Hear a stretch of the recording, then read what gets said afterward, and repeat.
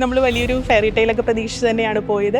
പക്ഷേ എല്ലാം തല കീഴ്മേലായി മറിയുകയായിരുന്നു. ഏജ് ഓഫ് 21 നമുക്ക് ക്ലിയർ ആവുകയാണ് എൻ്റെ ലൈഫ് എൻ്റെ കയ്യിൽ നിന്ന് പോയി എന്നുള്ളത്. ഒരു മൊമെൻറ്റ് നമ്മുടെ ലൈഫിലെത്തുമ്പോൾ നമ്മൾ തിരിച്ചറിയും മണി എന്നുള്ളതാണ് പവർ എന്നുള്ളത്. നമുക്ക് വരുമാനം ഇല്ല എന്നുണ്ടെങ്കിൽ നമ്മൾ കയറി ചെല്ലുന്നിടത്ത് ചിലപ്പോൾ നീ ഭക്ഷണം കഴിച്ചോ എന്ന് പോലും നമ്മളോട് ചോദിക്കില്ല അവർ. എൻ്റെ ശരീരം വേദനിച്ചപ്പോഴും അല്ലെങ്കിൽ എൻ്റെ മൈൻഡ് ഓക്കെ അല്ലാതിരുന്നപ്പോഴും ഞാൻ ഉറക്കം വരാതെ ഒരുപാട് രാത്രികൾ പിന്നിട്ടപ്പോഴും അത് ബാധിച്ചത് എന്നെ മാത്രം. വേറെ ആരുടെയും കണ്ണ് നിറഞ്ഞ് ഞാൻ കണ്ടില്ല. നമ്മുടെ ഒരു ജെൻഡറിനെ വരെ ചോദ്യം ചെയ്യുന്ന രീതിയിലുള്ള കാര്യങ്ങൾ ഉണ്ടായിട്ടുണ്ട് ഇതിൻ്റെ പിന്നിൽ. ആദ്യത്തെ ഒരു ഇവൻറ്റിന് തന്നെ നമുക്കൊരു 1 above ഒക്കെ പ്രോഫിറ്റ് കിട്ടിയപ്പോൾ കണ്ണൊന്ന് മഞ്ഞളിച്ചു. പേരിനെ നിലനിർത്താനായിട്ടുള്ള ഒരു കണ്ടിന്യൂറ്റി ഉണ്ടല്ലോ, അത് നമ്മളൊരു ഓൺട്രപ്രൂണർ ആയിരിക്കുമ്പോൾ ഫോളോ ചെയ്യുക. ബാക്കിയൊക്കെ വഴിയേ വന്നോളൂ. നമ്മുടെ ഭയം തീരുന്നെടുത്ത് അപ്പുറത്ത് നിൽക്കുന്ന ഒരാളുടെ ഭയം തുടങ്ങുമെന്ന് ഞാൻ ഇപ്പോഴും ഓർക്കുന്നുണ്ട്. ആദ്യത്തെ ഇവൻറ്റ് ഞങ്ങളുടെ നാട്ടിൽ തന്നെയായിരുന്നു. അപ്പം നമ്മളിത് മുന്നിൽ നിന്ന് മാനേജ് ചെയ്യുമ്പോൾ അച്ഛൻ വന്ന് പറഞ്ഞു, നീ അകത്ത് പോയി നിൽക്കുന്ന നാണക്കേടാ ഇവൻറ്റിലൊക്കെ പെൺപിള്ളേർ നിൽക്കുന്നത്. ഇന്ന് ഈ നേരം വരെയും ഈ 10 വർഷം കഴിഞ്ഞിട്ടും എൻ്റെ വീട്ടിൽ നിന്ന് ഞാൻ 1 രൂപ വാങ്ങിക്കാതെയാണ് എൻ്റെ ഈ ഒരു ബ്രാൻഡിനെ മുന്നോട്ട് കൊണ്ടുപോയിക്കൊണ്ടിരിക്കുന്നത്. എനിക്ക് എതിരാളികളായിട്ട് നിന്ന അല്ലെങ്കിൽ ഇനി ഞാൻ രക്ഷപ്പെടരുത് എന്ന് ആഗ്രഹിച്ചവരൊക്കെ ഇവിടെ വരെ എത്തിയോ എന്ന് അതിശയിക്കുന്ന രീതിയിലേക്ക് എനിക്ക് എത്താൻ പറ്റിയിട്ടുണ്ട്. ശരിക്കും അന്ന് 10,000 രൂപയിൽ നിന്നാണ് തുടങ്ങിയെന്ന് ഞാൻ പറയാറുണ്ട്. ആ 10,000 പോലും തികച്ചില്ലായിരുന്നു. 50-ന് മേലൊക്കെ ആയി കഴിഞ്ഞപ്പോഴാണ് ഒരു ഇവൻറ്റ് കിട്ടിയത്.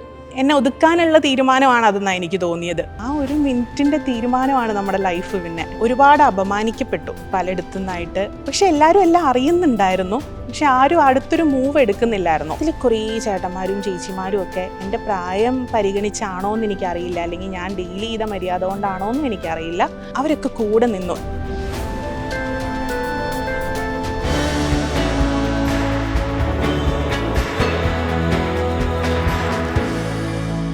പോഷ് മാജിക്ക എന്ന ഇവന്റ് മാനേജ്മെന്റ് കമ്പനിയുടെ ഉടമസ്ഥയായ അഖില ലക്കിയാണ് ഇന്ന് നമ്മളോടൊപ്പം ലൈഫ് ലൈനിലുള്ളത്. ഹൈ. ഹലോ ഷെറിൻ. അഖില മുൻപൊരു ഇന്റർവ്യൂവിൽ പറഞ്ഞത് ഞാൻ ഓർക്കുന്നുണ്ട്. 0-ൽ നിന്ന് 1-ലെത്താൻ ഭയങ്കര ബുദ്ധിമുട്ടാണെന്ന്. ആ 1-ലെത്തിക്കഴിഞ്ഞാൽ പിന്നെ നമുക്ക് മുന്നോട്ട് പോകാൻ വളരെ എളുപ്പവുമാണ്. അഖിലയെ സംബന്ധിച്ചിടത്തോളം അഖില 0-ൽ നിന്ന് 1-ലും എത്തി, അതിന് മേലെയുമായി. പോഷ് മാജിക്ക എന്ന് പറയുന്ന നമ്മുടെ സംരംഭം തുടങ്ങിയിട്ട് ഇപ്പോൾ 11ാമത്തെ വർഷത്തിലേക്ക് കടക്കുകയാണ്. ഒരു സ്ത്രീ ഒറ്റയ്ക്ക് നിന്നിട്ട് ഒരു സംരംഭം റൺ ചെയ്ത് ഒരു 11ാമത്തെ വർഷത്തിലെത്തിക്കുക എന്ന് പറയുമ്പോൾ എങ്ങനെയായിരുന്നു ഈ ഇവൻറ്റ് മാനേജ്മെൻറ്റ് എന്നുള്ളൊരു ആശയം തിരഞ്ഞെടുക്കുന്നത്? ശരിക്കും അത് തിരഞ്ഞെടുത്തതൊന്നും അല്ല, എല്ലാവർക്കും ഒരു പ്ലാനിങ്ങിലൊക്കെ ആയിരിക്കും വരുന്നത്. പക്ഷെ എൻ്റെ കാര്യത്തിൽ പെട്ടെന്ന് എടുത്തതൊന്നും പറയാൻ പറ്റില്ല. നമ്മുടെ ചുറ്റുപാടുമുള്ള ചില നമ്മുടെ സിറ്റുവേഷൻ നിർബന്ധിച്ചത് കൊണ്ട് എടുക്കേണ്ടി വന്നൊരു തീരുമാനമായിരുന്നു ഇങ്ങനെ തനിയെ എന്തെങ്കിലും തുടങ്ങാം എന്നുള്ളത്. നോർമലി വീടുകളിലൊക്കെ നമ്മൾ കൊച്ചിലെ എൻ്റെ മകൾ ഇതാവണം അതാവണം എന്നൊക്കെ പറഞ്ഞ് വീട്ടുകാർ പറയാറുണ്ട്. പക്ഷെ എൻ്റെ കാര്യത്തിൽ യാതൊരു പ്രതീക്ഷയില്ലാത്തൊരു മകളായിരുന്നു ഞാൻ. കാരണം പഠിക്കാൻ അത്ര മിടിക്കുകയൊന്നും അല്ല, ആകെ അക്കാഡമിക്കലി ഭയങ്കര ബ്രൈറ്റ് ആയിട്ടുള്ള ഒരാളൊന്നും അല്ല.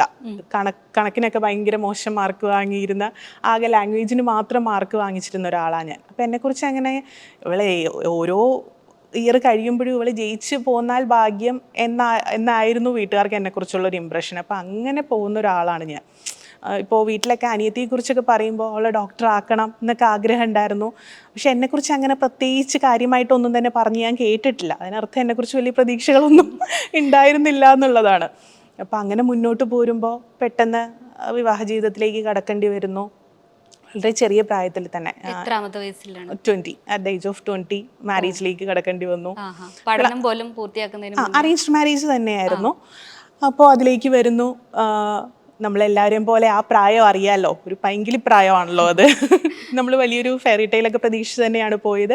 പക്ഷേ എല്ലാം തല കീഴ്മേലായി മറിയുകയായിരുന്നു. അപ്പം അന്ന് വരെ നമ്മുടെ കാര്യങ്ങളെല്ലാം നോക്കാനായിട്ട് വീട്ടുകാരുണ്ട്. അവർ പറയുന്നത് പോലെ അല്ലെങ്കിൽ അവർ പറയുന്നതിൻ്റെ അപ്പുറത്തേക്ക് ഒന്നും ചെയ്യാനുള്ള ഫ്രീഡം നമുക്കില്ല. അപ്പം എല്ലാം ഒരു ഫ്ലോയിൽ എന്താ പറയുക, നമ്മളെല്ലാം ഒരു മായിക ലോകത്ത് കണ്ട് കല്യാണം കഴിക്കാം, ഇനി അടുത്തത് ഫോട്ടോ എടുക്കാം, അങ്ങനെ കല്യാണം കഴിച്ച ഒരാളാണ് ഞാൻ.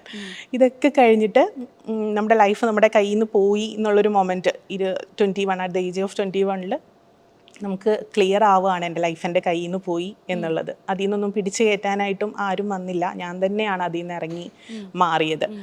അപ്പം നമ്മളൊരു മൊമെൻറ്റ് നമ്മുടെ ലൈഫിലെത്തുമ്പോൾ നമ്മൾ തിരിച്ചറിയും മണി എന്നുള്ളതാണ് പവർ എന്നുള്ളത്.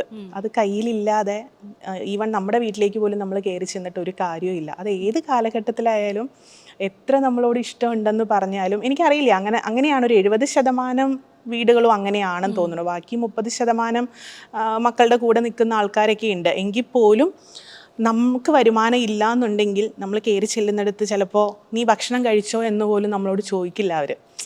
അപ്പോൾ അങ്ങനെ ഒരുപാട് കാര്യങ്ങൾ നമ്മൾ അഭിമുഖീകരിക്കേണ്ടതായിട്ട് വന്നപ്പോൾ എനിക്കെന്തെങ്കിലും, അപ്പോൾ അധ്യാപനമായിരുന്നു പിന്നെ തിരഞ്ഞെടുത്ത മേഖല. ബി എഡ് ഗ്രാജുവേഷനൊക്കെ കംപ്ലീറ്റ് ആയിട്ട് ചെയ്തു. അതിൻ്റെ ഇടയ്ക്കാണ് ഈ പ്രശ്നങ്ങളൊക്കെ നടന്നുകൊണ്ടിരിക്കുന്നത്. അപ്പം ഇത് വീട്ടുകാരെ അറിയിക്കണം എന്ന് തോന്നിയില്ലേ?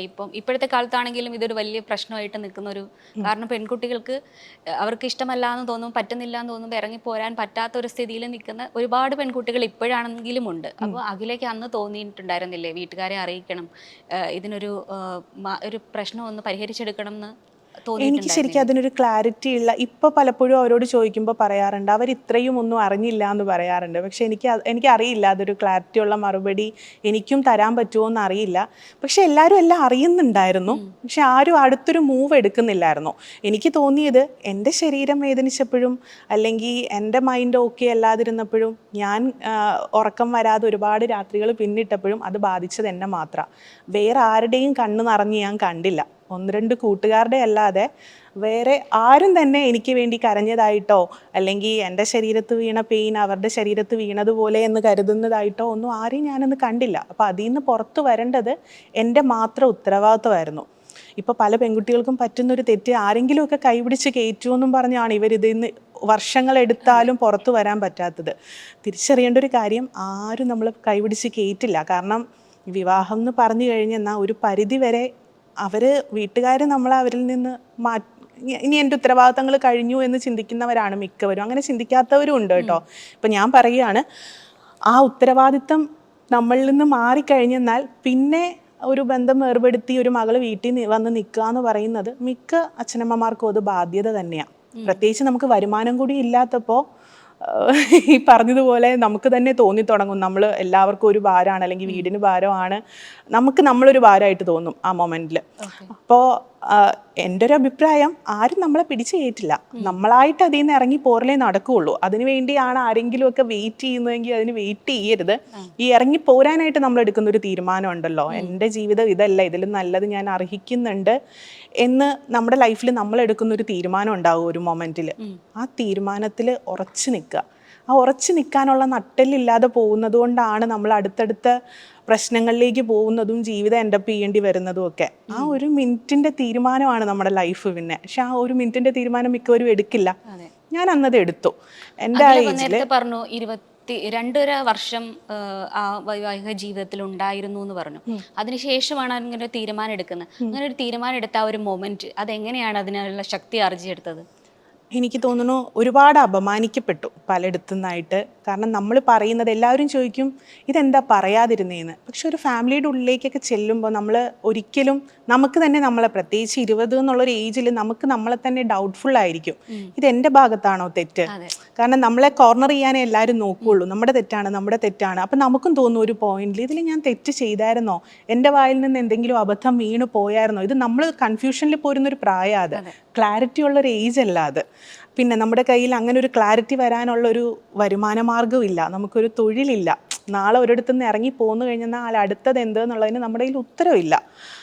അപ്പോൾ ഇതൊക്കെയായിരുന്നു എന്നെ അലട്ടിയിരുന്ന കാര്യങ്ങൾ. എങ്ങനെ ഇതിന് ഉത്തരം കൊടുക്കണം, അല്ലെങ്കിൽ മറ്റൊരാളെ എനിക്കിതിൽ നിന്ന് ഇറങ്ങി പോരാൻ, ഒറ്റയ്ക്ക് പോരണതിന് പകരം ഒരാളോട് പറഞ്ഞ് അനുവാദം വാങ്ങി പോരാൻ ഞാൻ കുറച്ച് നാൾ വെയിറ്റ് ചെയ്തു. വീട്ടുകാരോടാണെന്നുണ്ടെങ്കിലും എനിക്കിത് പറ്റുന്നില്ല എന്ന് പറയാനായിട്ട് അങ്ങനെ വെയിറ്റ് ചെയ്ത് കുറേ നമ്മുടെ ലൈഫ് നമ്മൾ കളഞ്ഞു. ഇതിനൊക്കെ ശേഷം നമുക്ക് കാര്യം പിടികിട്ടി, ഇതാരും നമ്മളെ ഹെൽപ്പ് ചെയ്യില്ല. അവനവന് ജീവിക്കണം എന്നുണ്ടെങ്കിൽ അവനവൻ തീരുമാനം എടുക്കുക എന്നുള്ളത്. ആ തീരുമാനം എടുത്ത് ഇറങ്ങിക്കഴിഞ്ഞിട്ടായിരുന്നു ഏറ്റവും വലിയ ചലഞ്ച്. സ്വന്തം വീട്ടിലേക്ക് പോയിട്ടുണ്ടായിരുന്നു, പോയതായിരുന്നു. ബട്ട് എന്തോ എനിക്ക് അവിടെ കംഫർട്ട് ആയില്ല അന്ന്. എനിക്ക് എന്തൊക്കെയോ അലട്ടുന്ന കാര്യങ്ങൾ അവിടെ ഉണ്ടായതുകൊണ്ടായിരിക്കാം എനിക്ക് കംഫർട്ട് ആയില്ല. അത് ഭയങ്കര ഓപ്പൺ ആയിട്ട് ഇതുപോലൊരു മീഡിയ പ്ലാറ്റ്ഫോമിൽ ഞാൻ പറയുന്നില്ല. എന്നാൽ പോലും എനിക്ക് അവിടെ കംഫർട്ട് അല്ലാതിരുന്നോണ്ടാണല്ലോ ഞാൻ മാറേണ്ടി വന്നത്. പല കാര്യങ്ങളും കേൾക്കുമ്പോൾ നമ്മളോടായിരിക്കില്ല പറയുന്നത്, പക്ഷെ നമുക്കറിയാം നമ്മളെ ആണെന്ന്. അപ്പോൾ ഒട്ടുമിക്ക വീടുകളിലും പറയുന്ന ഡയലോഗുകളൊക്കെ തന്നെ. അവരൊരുപാട് പാടുപെട്ട് നടത്തിയ കല്യാണമായിരുന്നു, ഒരുപാട് VIP വന്ന കല്യാണമായിരുന്നു, ഒരുപാട് കാശ് പൊട്ടിച്ചതായിരുന്നു. അതുകൊണ്ട് ഞാൻ തല്ലുകൊള്ളണോ? അതെന്നോട് തന്നെ ഞാൻ ചോദിക്കേണ്ട കാര്യമാണ്. അപ്പോൾ അതുകൊണ്ട് അതിൽ നിന്ന് ഇറങ്ങി നടന്നു. ആദ്യം PG ആയിട്ട് മാറി. ആ സമയത്ത് BEd ചെയ്തത് ആ സമയത്തായിരുന്നു? അതെ, BEd ഫിനിഷ് ചെയ്തായിരുന്നു ആ ടൈമിൽ. 22 ഈ ആയപ്പോഴത്തേക്ക് PG നിന്നുകൊണ്ട് തന്നെ ചെയ്യുമായിരുന്നു? അതെ BEd കംപ്ലീറ്റ് ചെയ്തു. അതിൻ്റെ ഇടയ്ക്ക് ബാക്കി ലീഗൽ അപ്പൊ ആ ഫോർമാലിറ്റി ഒക്കെ ടൈമിലൊക്കെ കഴിഞ്ഞു. പൈസ പഠിക്കാനായാലും അല്ലെങ്കിൽ ബാക്കി ചെലവുകൾക്കൊക്കെ പൈസ എവിടെ നിന്നായിരുന്നു? പഠിക്കുന്ന ടൈമിലുള്ള ചിലവിൻ്റെത് വീട്ടിൽ നിന്ന് നോക്കിയിട്ടുണ്ടായിരുന്നു. BEdന് പഠിക്കാൻ എന്താ അതിന് വേണ്ടത്. പിന്നെ നിന്നിരുന്ന ഒന്നും വലിയ പോഷായിട്ടൊന്നും അല്ല, 3500 രൂപയേ ഉള്ളൂ നമുക്കൊരു PG അക്കോമഡേഷൻ ഗ്രൂപ്പായിട്ട് എടുക്കാനായിട്ട്. അതിനുശേഷം BEd കഴിഞ്ഞ് ഇറങ്ങിയതിന് ശേഷമാണ് നമ്മൾ പലയിടത്ത് ജോലിക്കൊക്കെ വേണ്ടി ട്രൈ ചെയ്യുന്നു.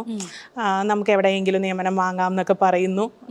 ബട്ട് എനിക്ക് അങ്ങനെ എവിടെയെങ്കിലും ഒരു ഒതുങ്ങി കൂടിക്കഴിഞ്ഞെന്നാൽ, കാരണം അതുവരെ നമുക്ക് കിട്ടിയിരിക്കുന്ന അപമാനവും നമ്മളെക്കുറിച്ച് പറഞ്ഞിരിക്കുന്നതും ഒക്കെ നമ്മുടെ ഒരു ജെൻഡറിനെ വരെ ചോദ്യം ചെയ്യുന്ന രീതിയിലുള്ള കാര്യങ്ങൾ ഉണ്ടായിട്ടുണ്ട് ഇതിൻ്റെ പിന്നിൽ.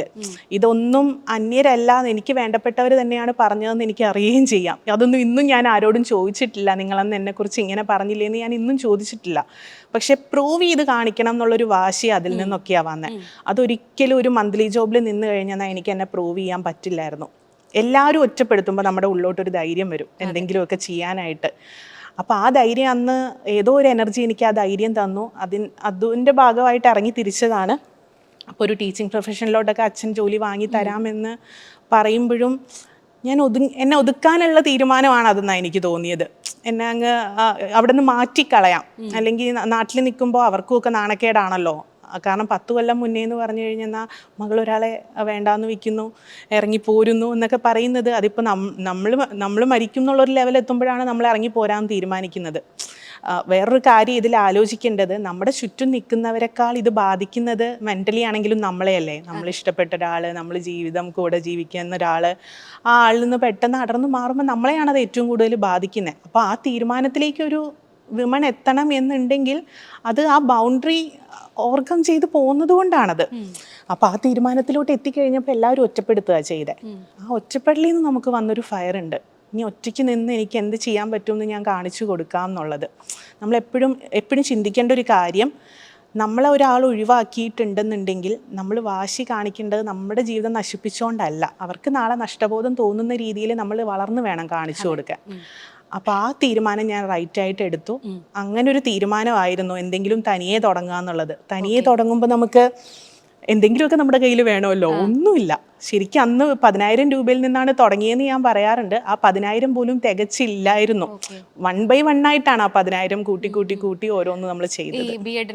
എവിടെ ആ ടൈമിൽ എന്താ ചെയ്തുകൊണ്ടിരുന്നത്? ഇംഗ്ലീഷ് ടീച്ചർ ആയിരുന്നു അല്ലേ? അതെ, പക്ഷെ ഞാൻ വർക്ക് ചെയ്തിട്ടില്ല. ഞാൻ ആകെ ഒരു ഹാഫ് മന്ത് ഒക്കെ വർക്ക് ചെയ്തിട്ടുള്ളൂ. അതിൽ നിന്ന് പെട്ടെന്ന് തനിയെ എന്തെങ്കിലും തുടക്കാമെന്ന് പറഞ്ഞ് മാറുകയാണ് ചെയ്തത്. ഹാഫ് മന്ത് അല്ല, ഹാഫ് ഇയറോളം ടീച്ചറായിട്ട് വർക്ക് ചെയ്തു.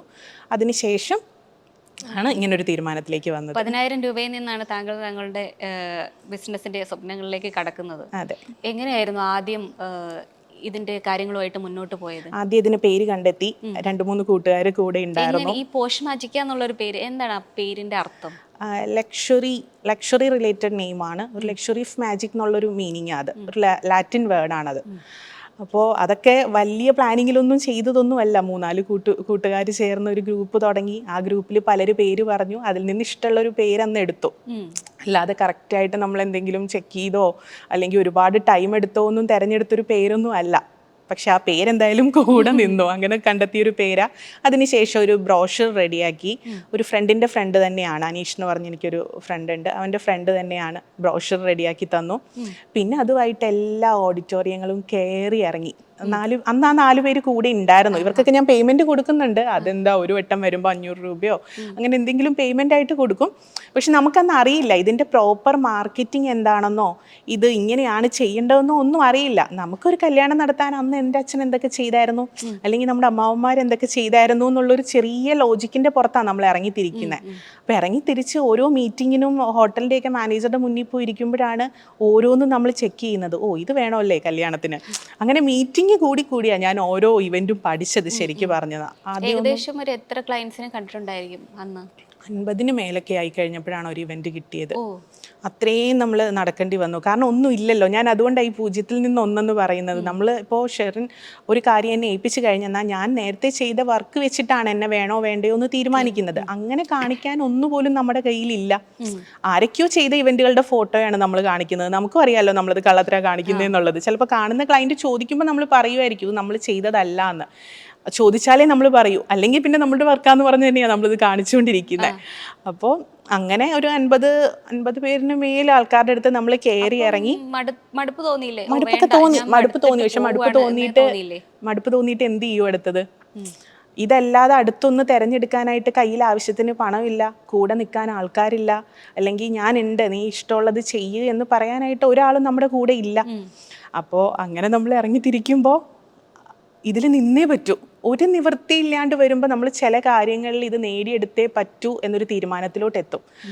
അതുകൊണ്ടാണ് അന്ന് മടുപ്പ് തോന്നാതിരുന്നത്. ചിലപ്പോൾ ഇന്ന് ഞാൻ അന്ന് 50 എണ്ണം കയറി കഴിഞ്ഞപ്പോൾ ഒരെണ്ണം കിട്ടിയെന്ന് പറയുന്നുണ്ടെങ്കിലും ഇന്ന് ഞാൻ അത്രയും എഫേർട്ട് ഇടുമോയെന്ന് എനിക്ക് അറിയില്ല.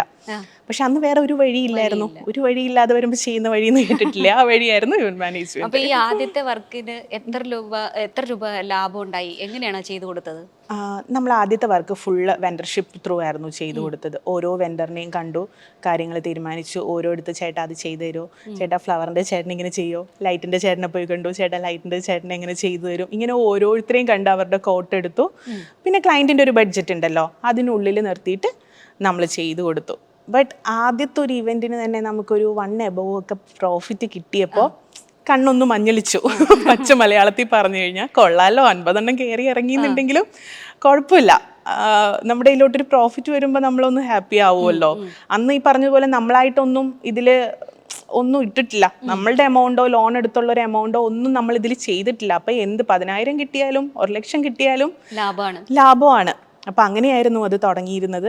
കൂടെ നിന്നതെല്ലാം ഈ സുഹൃത്തുക്കളും അതുപോലെ സഹായിക്കാൻ ആഗ്രഹമുള്ള കുറച്ച് ആൾക്കാർ. അതെ. പിന്നെ നമ്മൾ വർക്ക് വരുമ്പോൾ ഓരോരുത്തരെ ഹയർ ചെയ്യും, എന്നിട്ട് അവർക്ക് ഡേ ബൈ ഡേ പേയ്മെന്റ് ആയിട്ട് കൊടുക്കും. അന്ന് അതിനെ പറ്റുള്ളൂ, അല്ലാതെ മന്ത്ലി ആയിട്ടൊരു എംപ്ലോയിനെ എടുക്കാനോ ആ ആൾക്ക് നമുക്ക് ശമ്പളം കൊടുക്കാനോ ഒന്നുമുള്ള ബോധവും നമുക്കൊന്നില്ല, ചെയ്യാനുള്ള വരുമാനവും നമുക്കൊന്നില്ല.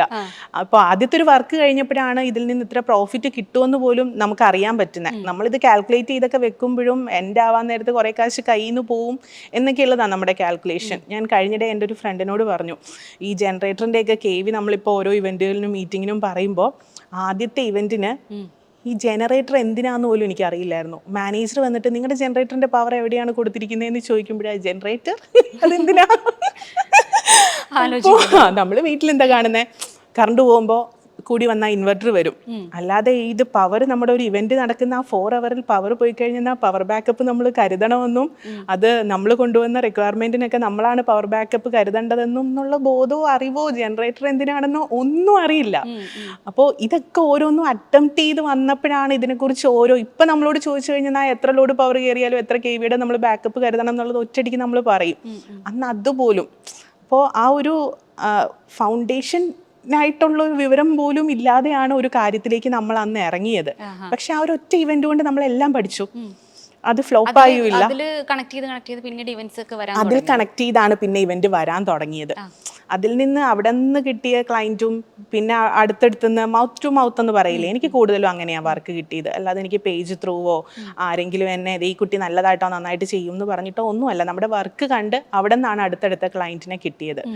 അപ്പോൾ ഇതുവരെ ഞാൻ എപ്പോഴും പറയാറുണ്ട്, ഈ 10 വർഷത്തിൻ്റെ ഇടയ്ക്ക് ഒരേ ഒരു വർക്കാണ് നമ്മളുടെ കയ്യിൽ നിന്നൊന്ന് ഫ്ലോപ്പായി പോയിട്ടുള്ളത്. ബാക്കി എല്ലാ ക്ലയൻറ്റും ഹാപ്പിയാണ്. നമ്മുടെ അറിവില്ലായ്മകളൊന്നും നമ്മൾ ഒരിക്കലും അവരിലേക്ക് അന്നും എത്തിച്ചിട്ടില്ല. ഇന്നും അത് നന്നായിട്ട് കൊണ്ടുപോകാനായിട്ട് പറ്റും. എല്ലാം അന്ന് ഈ ചെയ്തുകൊണ്ടിരിക്കുന്ന എല്ലാം ഈ അന്ന് ആദ്യം ചെയ്ത പോലെ തന്നെ ബഡ്ജറ്റ് ഫ്രണ്ട്ലി ആയിട്ടുള്ള വർക്കുകളായിരുന്നു ചെയ്തുകൊണ്ടിരുന്നതൊക്കെ അല്ലേ? ആദ്യം തുടങ്ങിയത് ബഡ്ജറ്റ് ഫ്രണ്ട്ലിയിലല്ലായിരുന്നു. പക്ഷെ ഇടയ്ക്ക് വെച്ചിട്ട് നമുക്കൊരു ക്ലയൻറ്റിന് അങ്ങനെ ഒരു ഹെൽപ്പ് ചെയ്യേണ്ട ആവശ്യം വന്നപ്പോൾ ഇത് കൊള്ളാൻ തോന്നി. കാരണം മന്ത്ലി ഇപ്പോൾ നമ്മൾ ബഡ്ജറ്റ് പറയുമ്പോഴാണല്ലോ ചില വർക്കുകൾ നമ്മുടെ കയ്യിൽ നിന്ന് പോകുന്നത്. അപ്പം അത് ഓക്കെ, അന്നത്തെ എൻ്റെ ഒരു ഇത് വെച്ചുകൊണ്ട് നമുക്ക് കുറച്ച് താഴ്ത്തി കൊടുക്കാം. പിന്നെ ആ ക്ലയൻറ്റിനെ ഹെൽപ്പ് ചെയ്യേണ്ടത് എൻ്റെയും കൂടെ ആവശ്യമായിരുന്നു. എനിക്ക് വേണ്ടപ്പെട്ടൊരു ക്ലയൻ്റ് ആയിരുന്നു.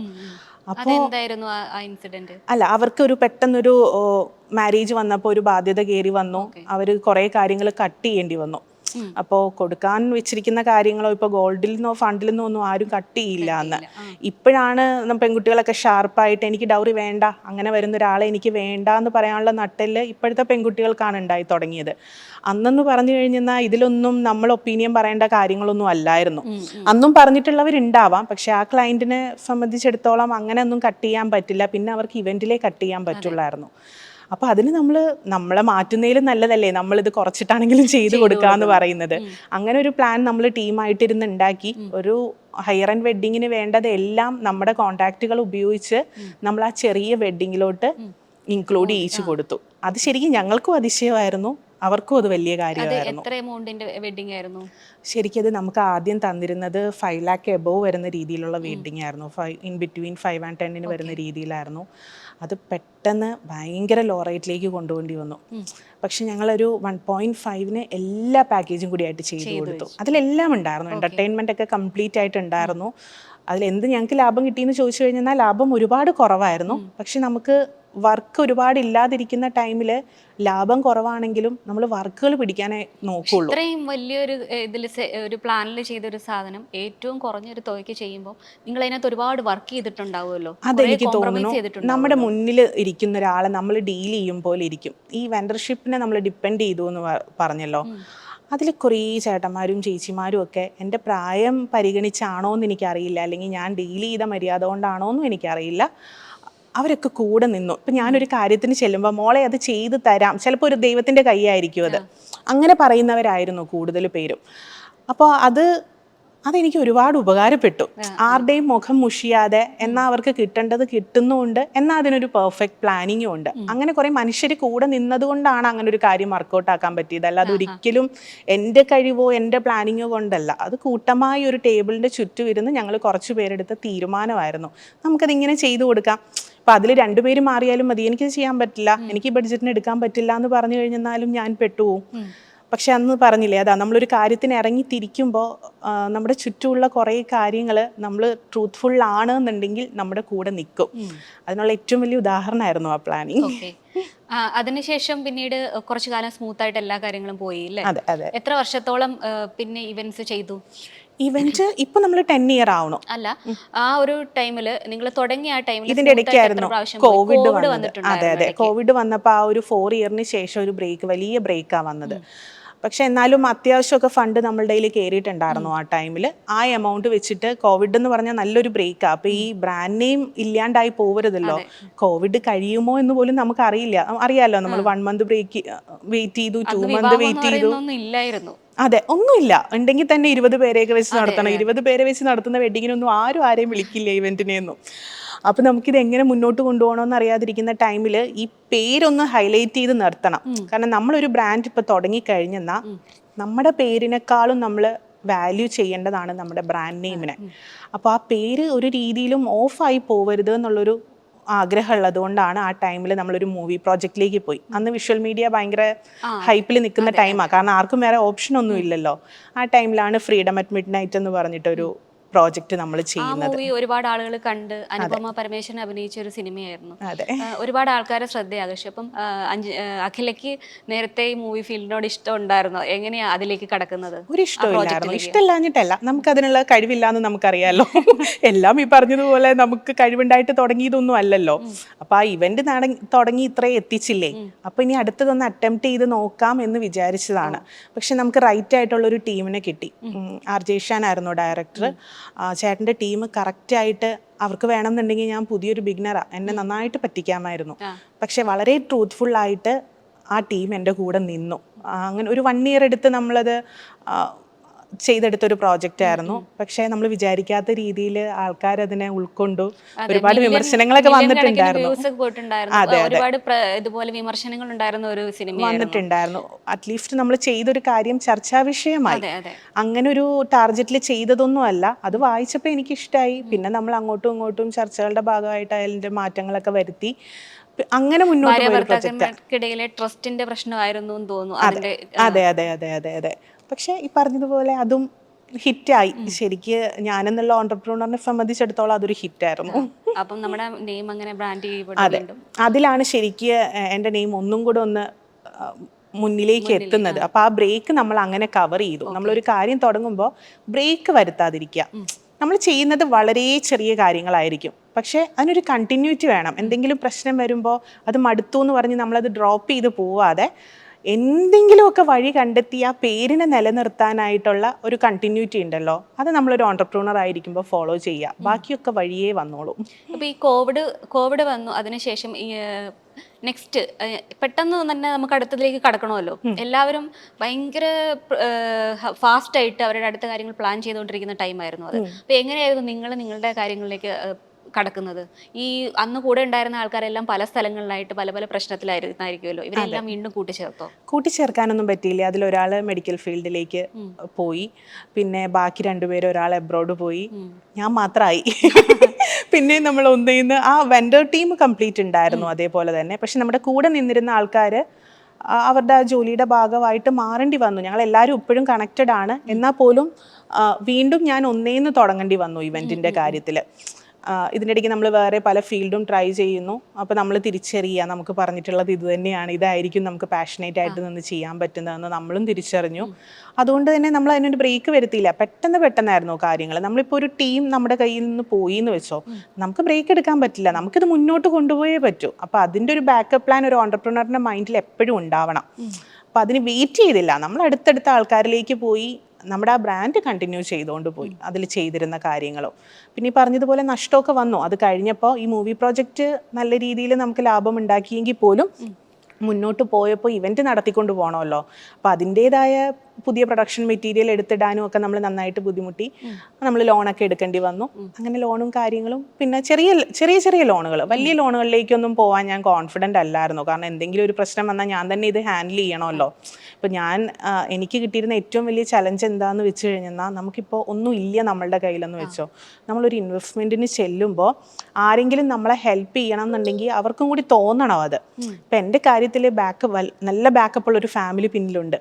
അപ്പം നമുക്ക് അങ്ങനെ ഒരു ചോദ്യം ചോദിക്കാൻ പോലും പറ്റില്ല ആരോടെങ്കിലും. അത് ഞാൻ ചോദിക്കണം എന്ന് വിചാരിച്ചാണ്. അഖിലയുടെ ഫാദർ ഒരു ബിസിനസ്മാനാണ്. ആലപ്പുഴയായിരുന്നു. ആലപ്പുഴയിൽ അറിയപ്പെടുന്ന ഒരു ബിസിനസ്മാനാണ്. അപ്പൊ അദ്ദേഹത്തിന്റെ മകൾക്ക് ഒരു സഹായം വേണം എന്ന് അദ്ദേഹത്തിനോട് പറഞ്ഞാൽ ഉറപ്പായിട്ടും അത് ചെയ്തു തരില്ലേ? അന്ന് അങ്ങനെ പോയി ആവശ്യപ്പെട്ടിട്ടുണ്ടായിരുന്നില്ലേ ഈ ഈവന്റ് മാനേജ്മെന്റുമായിട്ട് മുന്നോട്ട് ഇറങ്ങിയപ്പോൾ? ആവശ്യപ്പെട്ടിട്ടുണ്ടായിരുന്നു. പക്ഷെ അവർക്ക് താല്പര്യമുള്ളൊരു ഫീൽഡ് അല്ലായിരുന്നു അത്. ഞാൻ ഇപ്പോഴും ഓർക്കുന്നുണ്ട്, ആദ്യത്തെ ഇവന്റ് ഞങ്ങളുടെ നാട്ടിൽ തന്നെയായിരുന്നു. അപ്പം നമ്മളിത് മുന്നിൽ നിന്ന് മാനേജ് ചെയ്യുമ്പോൾ അച്ഛൻ വന്ന് പറഞ്ഞു, നീ അകത്ത് പോയി നിൽക്കുന്ന ആണക്കേടാ ഇവൻറ്റിലൊക്കെ പെൺപിള്ളേർ നിൽക്കുന്നത് എന്ന് പറഞ്ഞിട്ട് ഞാൻ അവിടെ നിന്ന് മാറിയ ആ ഒരു വിഷ്വൽ എനിക്ക് ഇപ്പോഴും ഓർമ്മയുണ്ട്. അപ്പം അങ്ങനെ ചിന്തിക്കുന്ന ആൾക്കാരായിരുന്നു. അവരെയും തെറ്റു പറയാൻ പറ്റില്ല. അപ്പോൾ ആദ്യത്തെ ഇത് സക്സസ് ആയതിനു ശേഷം ആൾക്ക് ഒരു സന്തോഷം ഇന്ന് ഈ നേരം വരെയും ഈ 10 വർഷം കഴിഞ്ഞിട്ടും എൻ്റെ വീട്ടിൽ നിന്ന് ഞാൻ 1 രൂപ വാങ്ങിക്കാതെയാണ് എൻ്റെ ഈ ഒരു ബ്രാൻഡിനെ മുന്നോട്ട് കൊണ്ടുപോയിക്കൊണ്ടിരിക്കുന്നത്. അതിൽ ഞാൻ ഭയങ്കര നന്നായിട്ടാണോ പോകുന്നതെന്ന് ചോദിച്ചാൽ എനിക്ക് ഫൈനാൻഷ്യൽ സ്ട്രഗിളും കാര്യങ്ങളും എല്ലാം ഉണ്ട്. പക്ഷേ ഞാൻ നല്ല ഭംഗിയായിട്ടൊരു ബ്രാൻഡിനെ മുന്നോട്ട് ആ ടീമിനെയും മുമ്പോട്ട് കൊണ്ടുപോകുന്നുണ്ട്. ഞാൻ ഏത് ടൈം വിളിച്ചാലും അത് അവരുടെ പേയ്മെൻറ്റും കാര്യങ്ങളും ഒന്നും നമ്മൾ ഇതുവരെ പെൻഡിങ് വരുത്തിയിട്ടില്ല. ഏത് ടൈമിന് വിളിച്ചാലും എന്തും ചെയ്യാൻ റെഡി ആയിട്ടൊരു ടീമിനെ ഞാൻ ബിൽഡ് ചെയ്തെടുത്തിട്ടുണ്ട് ഈ 10 വർഷം കൊണ്ട്. അതിൽ ഞാൻ കോൺഫിഡൻ്റ് ആണ്. ബാക്കിയൊക്കെ ഈ പറഞ്ഞ പോലെ നമുക്ക് ആഗ്രഹം ഉണ്ടെങ്കിൽ അത് വഴിയേ വന്നോളൂ. ഇപ്പോൾ ആളുകളൊക്കെ പറയാറില്ലേ, ഈ സിനിമാക്കാരുടെ മക്കൾക്ക് സിനിമയിലേക്ക് വരാൻ എളുപ്പമാണ്, ബിസിനസ്സുകാരുടെ മക്കൾക്ക് ബിസിനസ്സിലേക്ക് വരാൻ എളുപ്പമാണ്, പാട്ടുകാരുടെ മക്കൾക്ക് അതിലേക്ക് വരാൻ എളുപ്പം, അങ്ങനെയൊക്കെ പറയാറുണ്ട്. അപ്പോൾ അഖിലയെ സംബന്ധിച്ചിടത്തോളം അഖിലയുടെ വിജയം എന്ന് പറഞ്ഞാൽ അഖില ഒറ്റയ്ക്ക് ഉണ്ടാക്കിയെടുത്തതാണ്. അപ്പം ആരെങ്കിലും ഒക്കെ പറഞ്ഞിട്ടുണ്ടോ അച്ഛൻ സപ്പോർട്ട് ചെയ്തിട്ടാണ് ഇവിടം വരെ എത്തിയത്, അങ്ങനെ പറഞ്ഞിട്ടുണ്ടോ? പറയുന്നുണ്ടോയെന്ന് എനിക്കറിയില്ല. എന്നെ അടുത്തറിയാവുന്നവരാരും എന്തായാലും പറയില്ല. ഞാൻ കേക്ക് ചെയ്തു ആരും ഇതുവരെ പറഞ്ഞിട്ടില്ല. കാരണം ഞാൻ പോയ വഴികൾ അത്യാവശ്യം ക്ലാരിറ്റി ഉണ്ട് പുറത്തുനിന്ന് നോക്കുന്ന ഒരാൾക്ക്. ഞാൻ ഒറ്റടിക്ക് 3 വർഷം കൊണ്ട് കോടീശ്വരിയായി കോടികൾ ഉണ്ടാക്കി എന്നൊന്നും പറയുന്നില്ലല്ലോ. ഞാൻ ഇപ്പോഴും സ്ട്രഗിൾ ചെയ്ത് തന്നെയാണ് എൻ്റെ ഒരു ബ്രാൻഡിനെ മുന്നോട്ട് കൊണ്ടുപോയിക്കൊണ്ടിരിക്കുന്നത്. അപ്പോൾ അങ്ങനെ ഒരു ബാക്കപ്പ് പ്ലാൻ ഇല്ല, അങ്ങനെ ഒരു ബാക്കപ്പ് ഇല്ല എന്നുള്ളത് കാണുന്നവർക്ക് ക്ലിയർ ആണ്. ഞാൻ എങ്ങും പോയിരുന്നോണ്ട് കുറേ ഇൻ്റർവ്യൂകളിൽ നമ്മൾ കേൾക്കാറുണ്ട് 1 വർഷം കൊണ്ട് കോടീശ്വരനായി. ശരിക്കും അത് പബ്ലിക്കിലേക്ക് നമ്മുടെ ബ്രാൻഡിങ്ങിന് വേണ്ടിയാണെങ്കിലും അങ്ങനെ ഒരു കാര്യം എത്തിക്കുമ്പോൾ അത് ഭയങ്കര റോങ് ആയിട്ടുള്ളൊരു മെസ്സേജാണ് നമ്മൾ കൺവേ ചെയ്ത് കൊടുക്കുന്നത്. പുതിയ തുടങ്ങുന്ന കുട്ടികൾക്ക് തോന്നും, അയ്യോ അവർക്ക് തുടങ്ങിയപ്പോഴേ ഇങ്ങനെ കയറിയായിരുന്നല്ലോ, എനിക്കെന്താണ് 5 കൊല്ലമായിട്ടും ആവാത്തത്. അങ്ങനെയൊന്നുമില്ല. നമ്മളൊരു കാര്യം നിലനിർത്തി നടത്തിക്കൊണ്ടുപോകുന്നുണ്ടോ എന്നുള്ളതിലാണ് ഇമ്പോർട്ടൻറ്റ്. അതിൽ നിന്ന് വരുന്ന വരുമാനം നമ്മുടെ ടീമിൽ നിൽക്കുന്നവർക്ക് ശമ്പളം കൊടുക്കാതിരിക്കുക, അങ്ങനത്തെ കാര്യങ്ങൾ നമ്മൾ ചെയ്യരുത് ഒരിക്കലും. ചിലപ്പോൾ നമ്മളിപ്പുറത്ത് കുറച്ച് ഒതുങ്ങേണ്ടി വരുമായിരിക്കും, എന്നാലും അവരുടെ കാര്യങ്ങൾക്കൊന്നും കുറവ് വരുത്താതിരിക്കാനായിട്ട് നോക്കാറുണ്ട്. അപ്പം ഞാൻ ഒരിക്കലും പോയിരുന്ന് ഞാൻ കോടീശ്വരിയായി 3 കൊല്ലം കൊണ്ടെന്നോ അല്ലെങ്കിൽ 5 കൊല്ലം കൊണ്ട് ഞാൻ കോടികൾ ചാരിറ്റിക്ക് എടുത്ത് കൊടുക്കാൻ പാകത്തിനായെന്നോ ഒന്നും ഞാൻ പറഞ്ഞിട്ടില്ല. എൻ്റെ മുന്നിൽ നിൽക്കുന്ന ഒരാൾക്ക് ക്ലിയർ ആണെന്ന് തോന്നുന്നു എൻ്റെ ജേണി. അത് ഞാൻ എപ്പോഴും എൻ്റെ മുമ്പിൽ വരുന്നവരോട് ഞാൻ പറഞ്ഞു കൊടുക്കാറുണ്ട്. ഇപ്പോഴും പ്രശ്നങ്ങളിൽ തന്നെയാണ്. പക്ഷെ നമ്മളതിനെ ഭംഗിയായിട്ടാണ് കൊണ്ട് നടക്കുന്നത്.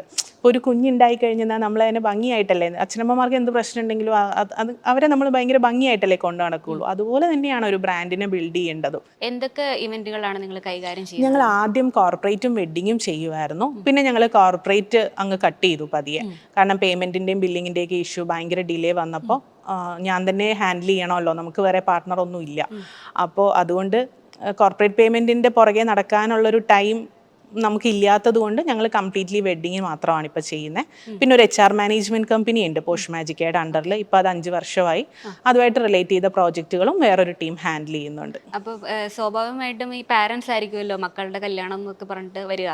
അപ്പം വലിയ വലിയ തുക മുടക്കാനുള്ളവരും ഉണ്ടാവും, അല്ലെങ്കിൽ കുറച്ച് പൈസ ഉള്ളവരും ഉണ്ടാവും.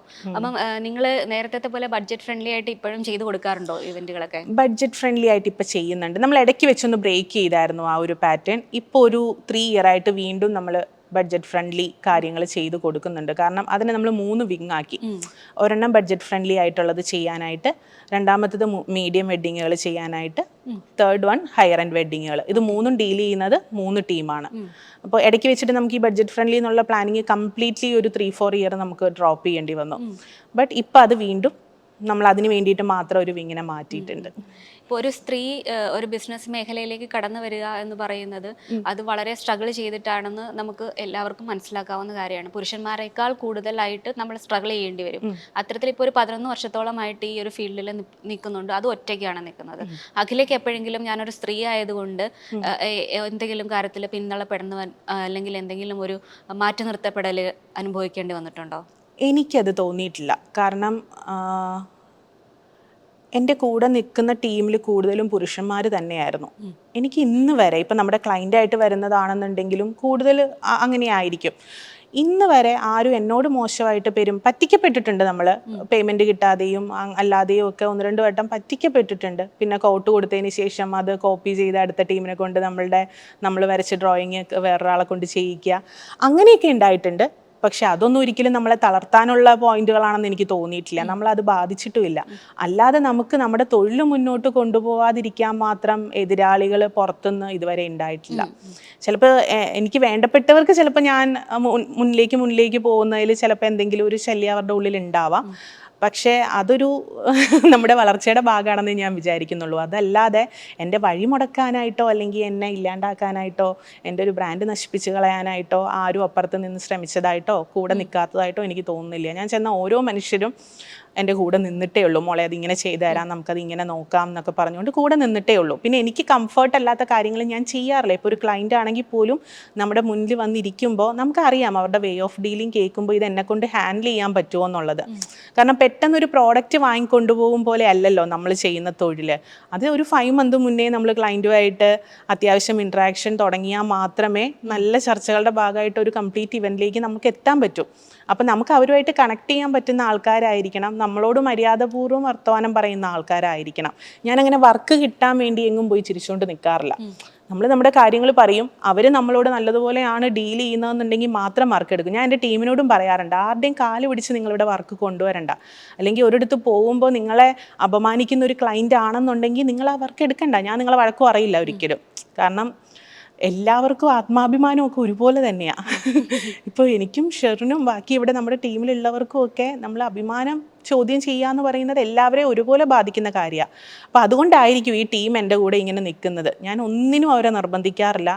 അവരെ വേദനിപ്പിച്ചാൽ അത് എന്നെ വേദനിപ്പിക്കും പോലെ തന്നെയാണ്. എപ്പോഴും ഞാനിങ്ങനെ ഫുഡിൻ്റെ കാര്യമാണെന്നുണ്ടെങ്കിൽ ഞാൻ ഇവരോട് ചോദിച്ച് നടക്കും. സൈറ്റിലൊക്കെ നിൽക്കുന്ന കുട്ടികൾ അവർ രാത്രിയൊക്കെ ലേറ്റ് നൈറ്റ് വർക്ക് ചെയ്ത് അവർക്ക് ചിലപ്പോൾ 2 വട്ടമൊക്കെ വിശക്കുമായിരിക്കും. പക്ഷെ പലരും ചെയ്യുന്നത് നമ്മൾ കണ്ടിട്ടുണ്ട്. പേരിനൊരു ഫുഡ് എന്തെങ്കിലും വാങ്ങി റേറ്റ് കുറച്ച് കൊടുക്കും. ഞാനത് ചെയ്യാറില്ല. എൻ്റെ പിള്ളേർ ചോദിക്കാറുണ്ട് ഇങ്ങനെ, എന്തിനാ ഇങ്ങനെ എപ്പോഴും ഫുഡ് വേണോ എന്ന് ചോദിച്ചുകൊണ്ട് നടക്കുന്നതെന്ന്. അത് വേറൊന്നുമല്ല, ഞാൻ വർക്ക് ചെയ്യാൻ തുടങ്ങിയ ടൈമിൽ നമുക്കറിയാം ഇവൻ്റ് എന്നൊക്കെ പറഞ്ഞാൽ തലേന്ന് തൊട്ടേ പ്രൊഡക്ഷൻ തുടങ്ങും. അപ്പോൾ നമ്മളുടെ ആ ഒരു ബിഗിനിങ് ടൈമിലെന്ന് പറഞ്ഞു കഴിഞ്ഞാൽ നമ്മളപ്പോൾ ഈ ടെൻഷൻ കൊണ്ട്, കാരണം നാളെ ക്ലയൻറ്റ് ഹാപ്പി ആണെന്ന് പറയും വരെ, കാരണം 4 മണിക്കൂറാണല്ലോ നമ്മുടെ കയ്യിൽ. ആ 4 മണിക്കൂർ നമ്മുടെ പ്ലാനിങ്ങിൽ എന്തെങ്കിലും പറ്റിക്കഴിഞ്ഞാൽ ഇത് ഞാൻ അടുത്തതിന് ശരിയാക്കി തരാമെന്ന് പറയാനൊരു ഓപ്ഷൻ നമുക്കില്ല. അപ്പം നമ്മൾ ഇതിൻ്റെ ടെൻഷനിൽ തലേന്ന് ഉച്ച തൊട്ട് ചിലപ്പോൾ ഫുഡൊക്കെ നമ്മൾ വെള്ളം മാത്രമൊക്കെ കുടിച്ച് അതും ദാഹിച്ചാൽ മാത്രം. അപ്പോൾ നമ്മൾ ഫുഡൊക്കെ അങ്ങ് കംപ്ലീറ്റ് ആയിട്ട് കട്ട് ചെയ്ത് ആരും പറഞ്ഞിട്ടല്ല, ഫുഡ് വാങ്ങാൻ കാശില്ലാഞ്ഞിട്ടുമല്ല. പക്ഷെ നമ്മൾ ആ ടെൻഷനിൽ നമ്മൾ തനിയല്ലേ ഇത്രയും പേരെ ഹാൻഡിൽ ചെയ്യുന്നത്. അപ്പോൾ നമ്മൾ ഫുഡൊന്നും കഴിക്കാണ്ടൊക്കെ ഇരിക്കുമ്പോൾ നമുക്കൊരു ടൈം കഴിയുമ്പോൾ വയറൊക്കെ വേദനിക്കാൻ തുടങ്ങും. പിറ്റേ ഡേ ഉച്ചയ്ക്കായിരിക്കും ചിലപ്പോൾ കല്യാണം കഴിയുമ്പോൾ നമ്മൾ ഫുഡ് കഴിക്കുന്നത്. അപ്പോൾ ആ ഒരു പെയിൻ എനിക്ക് ഇപ്പോഴും ഇടയ്ക്കിടയ്ക്ക് വരാറുണ്ട്. അന്ന് ആരും നമ്മളോട് നീ ഫുഡ് കഴിച്ചോ എന്ന് നമ്മളോട് ചോദിക്കില്ല. നമ്മുടെ ടീമിനോട് നമ്മൾ ചോദിക്കും, പക്ഷെ നമ്മളോട് ആരും ചോദിക്കില്ല ഇങ്ങോട്ട് വിളിച്ച്. നമ്മളോട് ഈ ഫുഡ് കഴിച്ചോ എന്ന് ചോദിക്കുന്നതിനേക്കാൾ നമ്മളെ ഫുഡ് നിർബന്ധിച്ച് കഴിപ്പിക്കാൻ വേണ്ടി ഒരു മനുഷ്യനെങ്കിലും നമ്മുടെ കൂടെ ഉണ്ടാവുക എന്ന് പറയുന്നത് ചെറിയ കാര്യമല്ല, അതൊരു വലിയ അച്ചീവ്മെൻറ്റാണ്. എൻ്റെ കാര്യത്തിൽ അന്ന് എന്നോട് അങ്ങനെ ചോദിക്കാനായിട്ട് ആരും ഉണ്ടായിരുന്നില്ല. നിർബന്ധിച്ച് നീ ഭക്ഷണം കഴിക്കാതെ നിൽക്കരുത്, അതിൻ്റെയൊക്കെ വില എന്താണെന്ന് ഞാൻ അന്നാണ് ശരിക്കും അറിയുന്നത്. നമ്മളോട് ഒരാൾ നീ ഫുഡ് കഴിച്ചോ, നീ ഫുഡ് കഴിച്ചിട്ടേ ഞാൻ ഇവിടുന്ന് പോവൂ എന്നൊക്കെ പറയുന്നത് ലൈഫിലെ വലിയ കാര്യങ്ങളാണെന്ന് ഞാൻ തിരിച്ചറിയുന്നത് ഞാൻ കഴിക്കാതിരുന്നപ്പോഴും എന്നോട് അതാരും ചോദിക്കാതിരുന്നപ്പോഴും ആണ്. അതൊരു വലിയ അച്ചീവ്മെൻ്റ് ആണ് അങ്ങനെ ഒരാൾ നമ്മുടെ കൂടെ ഉള്ളത്. അപ്പോൾ കൂട്ടുകാരൊന്നും ഒരിക്കലും നമ്മുടെ കരിയറിലേക്ക് അല്ലാത്ത ടൈമിൽ ചിലപ്പോൾ അവർ ചോദിക്കുമായിരിക്കും. പക്ഷെ നമ്മുടെ ഒരു തൊഴിലിലേക്ക് വരുമ്പോൾ നമുക്ക് അത്രയും വേണ്ടപ്പെട്ടവരെ നീ ഭക്ഷണം കഴിച്ചായിരുന്നോ, ഫിഷറിനാണെങ്കിലും വീട്ടിൽ നിന്ന് പോരുമ്പോൾ അമ്മയോ അല്ലെങ്കിൽ അങ്ങനെ ആരെങ്കിലും ഒക്കെ അത് വിളിച്ച് ചോദിക്കുള്ളൂ. അല്ലെങ്കിൽ അമ്മയോ അച്ഛനോ അങ്ങനെയൊക്കെ ആരെങ്കിലും ആയിരിക്കും നമ്മളെ വിളിച്ച് ചോദിക്കുന്നത്. എൻ്റെ കാര്യത്തിൽ ഞാൻ അങ്ങനെ കഴിച്ചു എന്ന് ഉറപ്പ് വരുത്താനായിട്ട് ഇപ്പുറത്ത് ഒരാളും ഇല്ലായിരുന്നു. അതുകൊണ്ട് ഞാൻ ഇപ്പോഴും ഈ 10 കൊല്ലം കഴിഞ്ഞിട്ടും നൈറ്റൊക്കെ കുട്ടികൾ നിൽക്കുമ്പോൾ ഞാനിങ്ങനെ ചോദിച്ചുകൊണ്ടിരിക്കും, ഭക്ഷണം കഴിച്ചായിരുന്നോ, വിശക്കുന്നുണ്ടോ. അതിപ്പോൾ 2 വട്ടം അവർക്ക് ഡിന്നർ വേണമെന്ന് പറഞ്ഞാൽ 2 വട്ടവും നമ്മളത് പ്രൊവൈഡ് ചെയ്യാൻ റെഡിയാണ്. അപ്പോൾ ആ താഴത്ത് നിന്ന് തുടങ്ങിയത് കൊണ്ട്, ഈ പറഞ്ഞ പോലെ ജനറേറ്റർ എന്തിനാണെന്ന് അറിയാത്തൊരിടത്ത് നിന്നും വന്ന് തുടങ്ങിയത് കൊണ്ട് നമുക്ക് മുന്നോട്ട് പോകുമ്പോൾ നമ്മുടെ അപ്പുറത്ത് നിൽക്കുന്ന കുട്ടികളുടെ ഓരോ ഇമോഷനും നമുക്ക് അറിയാൻ പറ്റും. അവരുടെ ഒന്ന് മുഖം മാറിയാൽ അത് വിശന്നിട്ടാണ് അവരുടെ മുഖം മാറിയിരിക്കുന്നത്. അവർക്കൊന്ന് ദാഹിച്ചു കഴിഞ്ഞാൽ അവർക്ക് വെറുതെ വെള്ളമല്ല വേണ്ടത്, അവർക്കൊരു ജ്യൂസ് കിട്ടിയാൽ കൊള്ളാമെന്നുണ്ട് എന്നുള്ളത് കറക്റ്റായിട്ട് എനിക്ക് കൺവേ ആവാറുണ്ട്. അത് ഞാൻ അവിടെ നിന്ന് തുടങ്ങിയത് കൊണ്ടാണ്. ഇപ്പൊ ഈ നമ്മുടെ സമൂഹം ഇത്രയും ഡെവലപ്ഡ് ആയി എന്ന് പറയുമ്പോഴും ഇപ്പം സ്ത്രീകൾക്ക് ഇപ്പോഴും എവിടെയൊക്കെയോ ചില തടസ്സങ്ങളും കാര്യങ്ങളും ഒക്കെ ഉണ്ട്. അവരുടെ കാര്യങ്ങൾ ചെയ്തെടുക്കാൻ, ജോലിക്ക് പോകുന്നതിലുള്ള ബുദ്ധിമുട്ടായാലും ഒരു പുതിയൊരു പ്രൊഫഷനിലേക്ക് ഇറങ്ങുമ്പോഴുള്ള ബുദ്ധിമുട്ടായാലും ഒക്കെ അവരെ പുറകിൽ നിന്ന് വലിക്കുന്ന കുറേ സംഭവങ്ങളുണ്ടല്ലോ.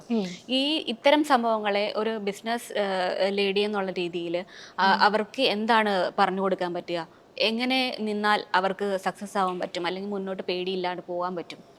ശരിക്കും ഒരു കോട്ടിൽ ഞാൻ കണ്ടതാണ്, നമ്മുടെ ഭയം തീരുന്നിടത്ത് അപ്പുറത്ത് നിൽക്കുന്ന ഒരാളിൻ്റെ ഭയം തുടങ്ങുമെന്ന്.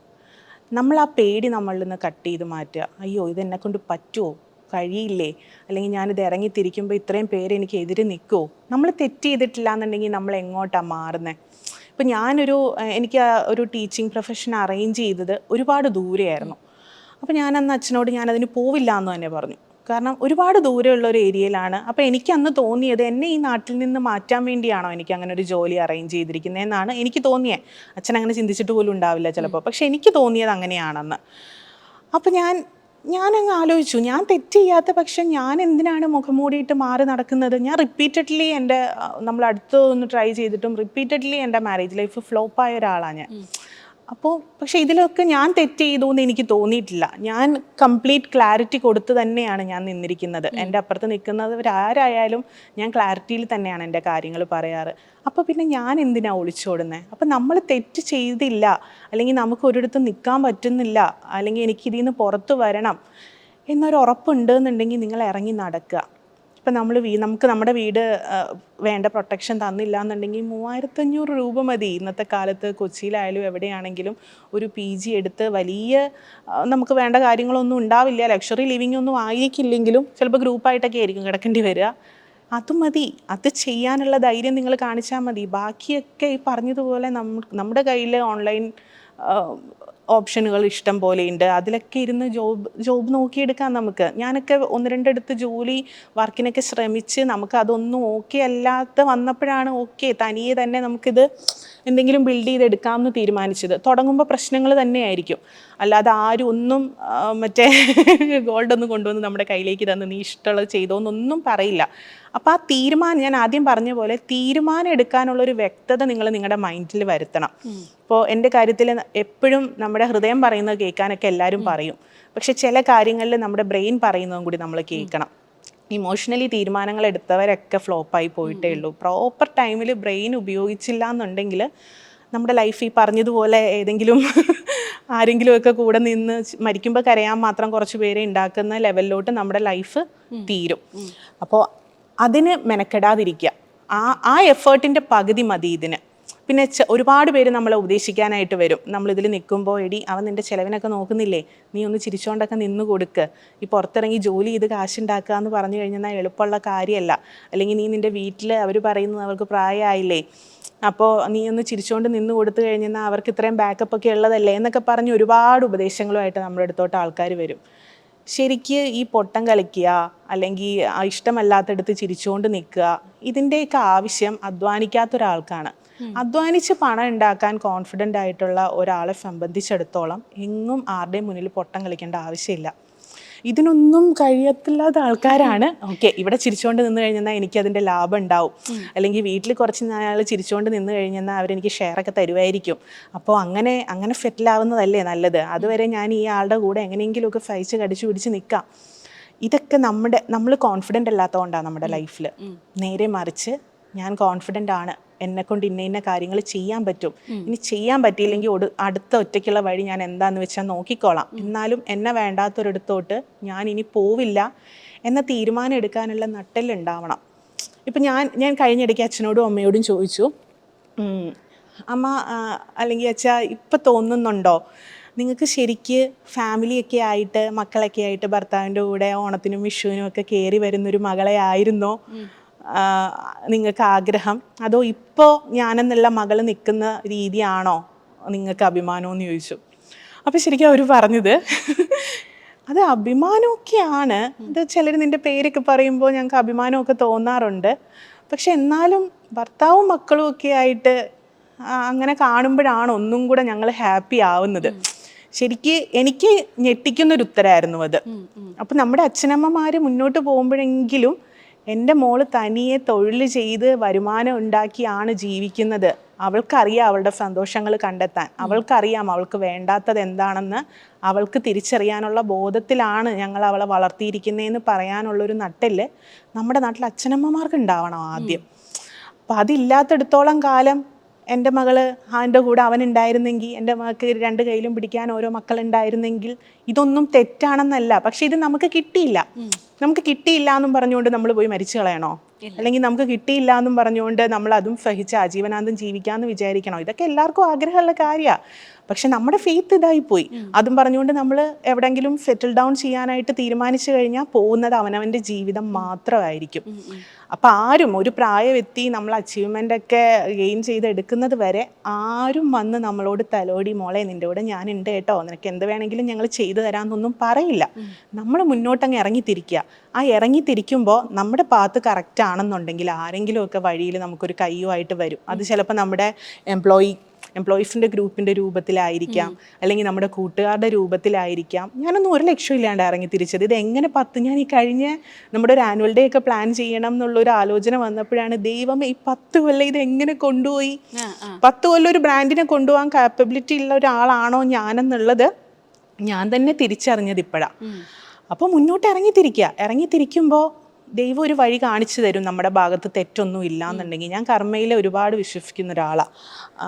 ഞാൻ അന്ന് പോയ വഴികളിൽ എനിക്ക് എതിരാളികളായിട്ട് നിന്ന, അല്ലെങ്കിൽ ഞാൻ രക്ഷപ്പെടരുത് എന്ന് ആഗ്രഹിച്ചവരൊക്കെ ഇപ്പോൾ ഇവിടെ വരെ എത്തിയോ എന്ന് അതിശയിക്കുന്ന രീതിയിലേക്ക് എനിക്ക് എത്താൻ പറ്റിയിട്ടുണ്ട്. അപ്പോൾ ഞാനെന്നുള്ള വിമണ്ണ് ഞാൻ കോടീശ്വരി ആണോ എന്നതിലുപരി വിജയം എന്ന് പറയുന്നത് അതാണ്. അപ്പോൾ അതെപ്പോഴും നമ്മുടെ ഉള്ളിൽ ഉണ്ടാവണം. ക്ലാരിറ്റി ഉള്ള ഒരു വിമണാവുക. മുമ്പിൽ നിൽക്കുന്നവർക്ക് ഒരുപാട് കള്ളത്തരങ്ങളെയും പൊള്ളത്തരങ്ങളുടെയും പിന്നിൽ വളർന്നു വരുന്നവരാവാതെ ക്ലാരിറ്റി കൊടുക്കുന്ന പെൺകുട്ടികളായിട്ട് മുമ്പോട്ട് പോകാൻ പറ്റിക്കഴിഞ്ഞാൽ അതാണ് ഏറ്റവും വലിയ അച്ചീവ്മെന്റ്. നിശബ്ദത ഒരു വലിയ കുറ്റമാണെന്ന് പറയുന്നത്. അതെ അതെ അതെ അതെ ചില കാര്യങ്ങൾക്ക് പ്രതികരിക്കാതിരിക്കുന്നതാണ് തെറ്റ്. അത് അടുത്തടുത്ത ആൾക്കാരിലേക്ക് എത്തുക. നമ്മൾ എൻഡപ്പ് ചെയ്യുകയാണെങ്കിൽ കുഴപ്പമില്ല, നമ്മൾ ഒരാളിൽ അത് തീരുമല്ലോ. നമ്മൾ ഓരോ വട്ടം നമ്മുടെ വീട്ടിലാണെങ്കിലും, നമ്മളെ കെട്ടിച്ചുവിട്ട വീട്ടിലാണെന്നുണ്ടെങ്കിലും, നമ്മൾ വർക്ക് ചെയ്യുന്നിടത്താണെന്നുണ്ടെങ്കിലും റിയാക്ട് ചെയ്യാതിരിക്കുമ്പോൾ നിങ്ങളിലത് തീരുന്നില്ല. അത് അടുത്ത ആളിലേക്ക് പോയിക്കൊണ്ടേയിരിക്കുകയാണ്. പിന്നെ നമ്മുടെ നാടല്ലേ, ഇവിടെ ഒരുപാട് ഓപ്ഷൻ ഉണ്ട് തിരഞ്ഞു പിടിച്ചിറങ്ങുന്നവർക്ക്. മാന്യമായിട്ട് തൊഴിൽ ചെയ്ത് ജീവിക്കാൻ പെണ്ണിനും ആണിനും ഒരുപാട് ഓപ്പർച്യൂണിറ്റി ഉള്ളൊരു നാടാണ് നമ്മുടെ. പക്ഷെ നമ്മൾ ആ മാന്യമായിട്ടുള്ള തൊഴിൽ കണ്ടെത്താനായിട്ട് നമ്മൾ ഇറങ്ങിത്തിരിക്കണം. അത് ഇറങ്ങിത്തിരിക്കാതെ നമ്മളിരുന്ന് നമ്മളെ ബ്ലെയിം ചെയ്ത് എൻഡ് ഓഫ് ദ ഡേ ഇവരെല്ലാവരും എന്താ ചെയ്യുന്നേ, പലരും പകുതിക്ക് വെച്ച് ഇട്ടിട്ട് പോകുന്നവരും ഉണ്ട്. ഇട്ടിട്ട് പോകുന്നുണ്ട്, ജീവിതം എൻഡപ്പ് ചെയ്യുന്ന ആൾക്കാരുണ്ട്. ആർക്ക് വേണ്ടി? നമ്മൾ ആവശ്യമില്ലാത്ത ഒരാൾക്ക് വേണ്ടിയാണ് നമ്മൾ ഇതൊക്കെ ചെയ്യുന്നത്. അപ്പോൾ ഞാൻ എപ്പോഴും ഇപ്പോൾ ഇൻ്റർവ്യൂവിന് ഷെറിൻ വിളിച്ചപ്പോഴും ഞാൻ പറഞ്ഞു, എന്നെ ഒരു ഡിവോഴ്സ് വിക്ടിം ആയിട്ടൊരിക്കലും ഇരുത്തരുത് എന്ന് ഞാൻ പറയുന്നതിൻ്റെ കാര്യം, അതിപ്പോൾ വളരെ നോർമൽ തിങ് ആണ്. നമ്മൾ തന്നെ അതിനെ, ഇപ്പം ഞാനൊരു വിക്ടിമായിട്ടിരുന്ന് അതൊരു ഭയങ്കര ട്രാജഡി ആണെന്ന് ഞാൻ പ്രൊജക്റ്റ് ചെയ്യേണ്ട കാര്യമില്ല. എനിക്കിഷ്ടമല്ലാത്തൊരിടത്തു നിന്ന് എനിക്ക് ഇറങ്ങിപ്പോരാ. എൻ്റെ ഒരു ഇൻ്റർവ്യൂവിൽ പോയിരുന്ന് ഞാൻ ഓക്കെ, എന്നോട് ചോദ്യം ചോദിച്ചതിനനുസരിച്ചിട്ടാണ് നമ്മൾ ഉപദ്രവിക്കുമായിരുന്നോ, അതിൽ നിന്നാണ് ഞാൻ പോകുന്നതെന്ന് പറഞ്ഞത്. പക്ഷേ പിന്നീട് അത് കണ്ടു നോക്കിയപ്പോൾ ഞാൻ ആ അടി കൊള്ളാൻ തയ്യാറായിട്ടുണ്ടെങ്കിൽ അത് എൻ്റെ പോരായ്മയായിട്ടാണ് ഞാൻ കാണുന്നത്. എത്ര പെട്ടെന്നാണ് കൊടുക്കാതെ ആരും നമുക്ക് ഒന്നും ചെയ്യില്ല. അതെ അതെ, പെട്ടെന്നുണ്ടായി പോകുന്ന അപകടങ്ങളുണ്ട്. പക്ഷെ ഇതൊന്നും പെട്ടെന്ന് പൊട്ടിമുളയ്ക്കുന്നതല്ല. ഒരു വട്ടം നമ്മൾ അപമാനിച്ചു, 2 വട്ടവും 3 വട്ടവും 4ാമത്തെ വട്ടവും ചെയ്യുന്നെങ്കിൽ അത് നമ്മുടെ തെറ്റ് തന്നെയാണ്. ഇറങ്ങിപ്പോരാനുള്ള അനുവാദം നമ്മുടെ നാട്ടിലില്ലാന്ന് തോന്നുന്നുണ്ടോ? എല്ലാവർക്കും ഇഷ്ടമല്ലാത്തടത്ത് നിന്ന് ഇറങ്ങിപ്പോരാനുള്ള അനുവാദമുണ്ട്. പക്ഷെ ആ ഒരു മൂവ് എടുക്കുന്നില്ല. അതിലും വലിയ അപമാനം വേറെ ഇല്ല എന്നുള്ളത് തിരിച്ചറിയുക പെൺകുട്ടികൾ. അത്രേ പറയാനുള്ളൂ. ഇനി പ്രൊഫഷണൽ ലൈഫിലേക്ക് ഒന്ന് വന്ന അഖിലയുടെ ഒരു ബിസിനസ് സ്ട്രാറ്റജി എങ്ങനെയാണ്?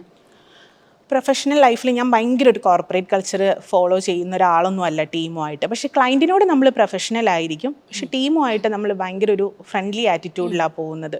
എൻ്റെ കൂടെ വർക്ക് ചെയ്യുന്നത് എൻ്റെ ആങ്ങളമാരും എൻ്റെ അനിയന്മാരും എൻ്റെ അനിയത്തിമാരും ഒക്കെ തന്നെയാണ് എന്നുള്ളൊരു ലെവലിലാണ് നമ്മൾ അവരെ ട്രീറ്റ് ചെയ്യുന്നത്. കാരണം ഈ ടീം കൂടെ നിൽക്കാതെ, ഇപ്പം ഞാനെന്നുള്ള ഒരാളൊരു ഇവൻറ്റ് മാനേജ്മെൻറ്റ് കമ്പനി നടത്തണു, എനിക്ക് കയറി ഫ്ലവർ ഡെക്കോർ ചെയ്യാനും എനിക്ക് കയറി കാർപ്പറ്റിംഗ് ചെയ്യാനും പവർ മാനേജ് ചെയ്യാനും ഒന്നും എനിക്ക് പറ്റില്ല. ഇതിന് പ്രോപ്പറായിട്ട് ടീം നമ്മുടെ കൂടെ നിന്ന് അവരൊറ്റടിക്ക് പറയാം ഞങ്ങൾ ഇന്നത്തെ വർക്ക് ചെയ്യുന്നില്ലെന്ന് പറഞ്ഞാൽ എത്ര ലക്ഷത്തിൻ്റെ ഇവൻറ്റ് ഞാൻ കയ്യിൽ പിടിച്ചിട്ടുണ്ട് എന്ന് പറഞ്ഞിട്ട് ഒരു കാര്യവുമില്ല. അപ്പോൾ നമ്മുടെ ടീമിനെ നമ്മുടെ ഫാമിലി പോലെ നമ്മൾ നോക്കുക. എൻ്റെ ഫാമിലി അവരാണ്, എൻ്റെ ടീം എന്ന് പറയുന്നതാണ് എനിക്ക് ഫാമിലി, അതിൻ്റെ അപ്പുറത്തോട്ടൊന്നുമല്ല. അപ്പോൾ അവരെ ഞാനൊരു ഫാമിലിയിൽ എന്തൊക്കെ അവർക്ക് പ്രൊവൈഡ് ചെയ്യാം, ഒരു ഫാമിലി ആകുമ്പോൾ അവരെ എങ്ങനെയൊക്കെ നോക്കും, അങ്ങനെ തന്നെയാണ് ഞാൻ അവരെ നോക്കുന്നത്. എറണാകുളത്ത് മാത്രമേ ഇപ്പോൾ ഓഫീസുള്ളൂ, അതോ വേറെ എവിടെയെങ്കിലും ഉണ്ടോ? ചേർത്തലയാണ് നമുക്കുള്ളത്. പക്ഷെ നമ്മൾ കണ്ണൂർ വരെ കംപ്ലീറ്റ് ആയിട്ട് ഓൾ കേരള നമ്മൾ വർക്ക് ചെയ്യുന്നുണ്ട്. ഇപ്പോൾ ചെന്നൈയിലെ പ്രോജക്റ്റുകളൊക്കെ കഴിഞ്ഞൊരു 2 ഇയർ ആയിട്ട് എടുത്തു തുടങ്ങി. UAE പ്രോജക്റ്റുകൾ 2 നമ്മൾ എടുത്തു. അങ്ങനെ റൺ ചെയ്തുകൊണ്ടിരിക്കുന്നു. അടുത്ത് എന്തൊക്കെയാണ് അഖിലയുടെ പുതിയ പ്ലാനുകളൊക്കെ? പുതിയ പ്രോജക്റ്റുകൾ നടന്നുകൊണ്ടിരിക്കുന്നുണ്ട്, അത് പുറത്ത് വന്നിട്ട് പറയാം. എന്തായാലും അഖിലയുടെ ജീവിതം ഇപ്പോൾ ഇത്രയും സംസാരിച്ചതിനിടയ്ക്ക് മനസ്സിലായ ഒരു കാര്യം എന്ന് പറഞ്ഞാൽ, ഇത്രയും പൊരുതി ജീവിതത്തോട് ഒറ്റയ്ക്ക് സ്ട്രഗിൾ ചെയ്ത് പൊരുതി ഇവിടം വരെ എത്തി നിൽക്കുന്ന ഒരു വ്യക്തിയാണ്. ഈ ആളുടെ ജീവിതം എത്രയൊക്കെ ആയാലും ആർക്കെങ്കിലും ഒരാൾക്കൊരു ഇൻസ്പിറേഷൻ ആകും എന്ന് തന്നെയാണ് എൻ്റെയും പേഴ്സണലായിട്ടുള്ളൊരു അഭിപ്രായം. ഇനിയും ഉയരങ്ങളിലൊക്കെ എത്താൻ സാധിക്കട്ടെ, ഒരുപാട് നന്മകളുണ്ടാവട്ടെ എന്ന് പ്രാർത്ഥിക്കാം. Thank you Sherin.